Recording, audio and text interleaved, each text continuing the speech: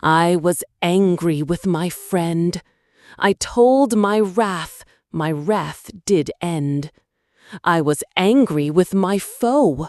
I told it not, my wrath did grow. And I watered it in fears, night and morning with my tears, and I sunned it with smiles, and with soft, deceitful wiles.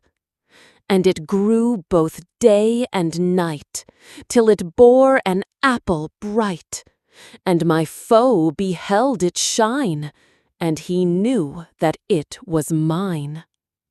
And into my garden stole, when the night had veiled the pole.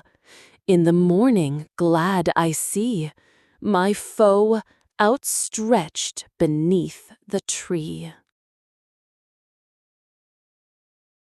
William Blake's A Poison Tree speaks of the dangers of suppressed anger and emotional dishonesty. Their unspoken resentment is metaphorically nurtured like a tree, fed with fears and deceit until it bears a bright, tempting apple that clearly echoes the biblical story of the Garden of Eden, suggesting that the fruit of this anger is both alluring and deadly.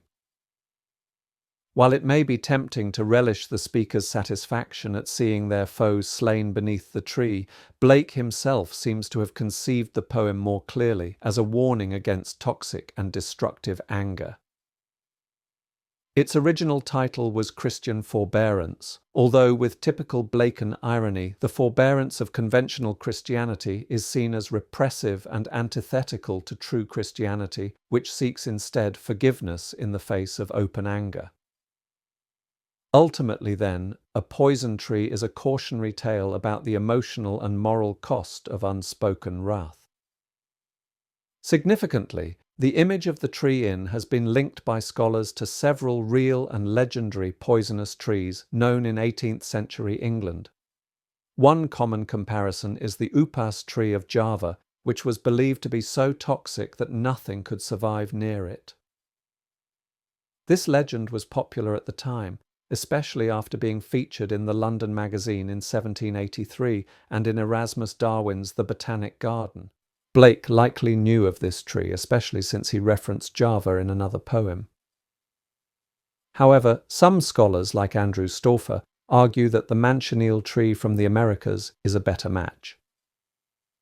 Unlike the obviously deadly Upas, the Manchineel looks harmless and inviting, but is extremely poisonous, just like the tree in Blake's poem, which grows with smiles and deceitful wiles. Its apple-like fruit may also connect to the poem's bright apple.